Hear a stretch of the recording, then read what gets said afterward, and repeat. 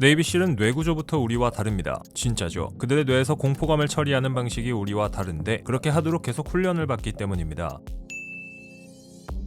우리에게 네이비실이라 불리는 조직은 말 그대로 인간병기 집합체입니다. 바다와 공중, 육지 어디든 투입되는 이름 그대로의 존재죠. 미 해군 전체 인원의 1%도 안 되는 소규모 부대이지만 압도적인 훈련 강도와 실전 투입률, 그리고 작전에서 막대한 영향력으로 유명한 조직입니다.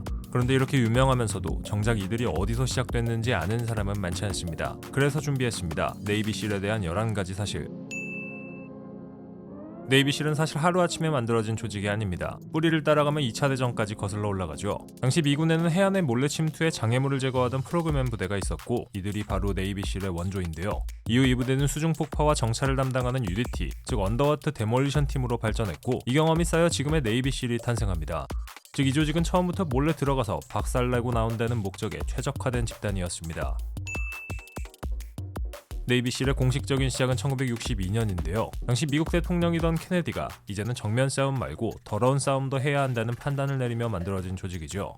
기존 해군 인력 중에서도 특히 뛰어난 인원만 뽑아서 기존 부대와는 완전히 다른 비정규전 특화 부대로 설계했습니다. 작은 인원으로 큰 효과를 내는 게 네이비실의 존재 이유입니다. 이들의 가장 큰 특징은 이름 그대로입니다. 바다와 공중, 육지 전부 다 합니다. 실이라는 이름이 C와 에어, 랜드 세 단어를 이어붙인 게 괜한 이유가 아니죠. 다른 부대가 특정 환경에 특화되어 있다면 네이비실은 어디든 간다는 쪽에 가까운데요. 잠수해서 들어가고 비행기에서 떨어지고 산악지대까지 올라갑니다. 실제로 이들은 해안뿐 아니라 사막과 정글, 그리고 도시 한복판에서까지 작전을 수행합니다. 쉽게 말해 지형을 핑계로 작전을 포기하지 않는 부대죠. 네이비실이 오사마 빌라덴을 제거했다는 사실 많은 분들이 알고 계실 겁니다. 혼란을 틈타 디즈니는 빌라덴 급습 이후 작전에 투입된 네이비실의 팀6 상표를 출원했던 적이 있죠. 하지만 미 해군이 자체 상표 신청을 제출하자 결국 철회할 수밖에 없었습니다. 이들을 유명하게 만든 또 한 가지는 바로 훈련입니다. 버드S라고 불리는 훈련 과정은 약 6개월 동안 진행되는데 그 중에서도 헬위크는 거의 전설 취급을 받습니다. 며칠 동안 거의 잠을 못 자면서 계속 훈련을 이어가는 구조인데 대부분 여기에서 탈락하죠. 헬위크 동안 수면 시간은 총 4시간 정도인데요. 하루에 4시간이 아니라 일주일 동안 4시간이죠. 지원자의 상당수가 이 과정을 못 버티고 나가 떨어질 정도로 인간의 한계를 시험하는 코스입니다.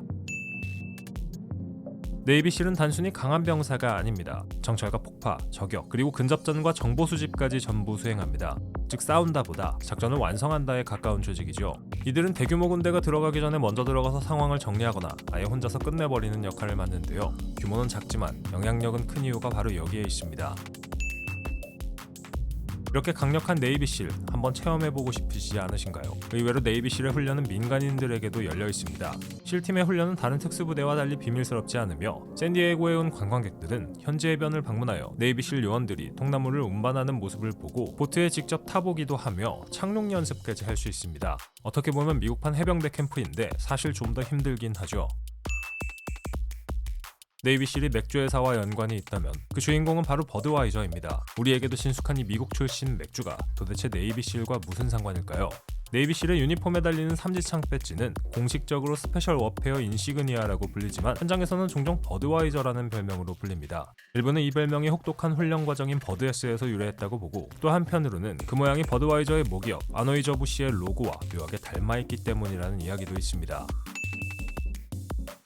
이들의 작전 중 가장 유명한 건 2011년 테러 조직 알카에다의 수장 오사마 빌라덴 제거 작전입니다. 당시 투입된 팀이 바로 네이비실 팀6, 일명 데브그루죠. 이 사건 이후 네이비실은 단순한 특수부대를 넘어 현대전의 상징 같은 존재가 됩니다. 필요하면 어디든 들어가서 끝낸다는 이미지를 전 세계에 각인시킨 사건이었죠. 또한 2026년 4월 이란과의 전쟁에서 추락한 조종사를 구해낸 작전으로 다시 한번 정예부대의 이미지를 각인시켰는데요. 과연 앞으로 네이비실은 어떤 작전들을 통해 미국의 국익을 지켜내게 될까요? 그 미래가 기대됩니다. 오사마 빌라덴 암살 작전을 성공적으로 끝낸 이후 한 성인용품 브랜드가 네이비실 팀6 대원들에게 자사 제품을 보내며 일종의 보상을 했습니다. 목숨 건 것 치고는 꽤 소박한 보상이네요. 과연 대원들은 이 제품을 사용했을까요?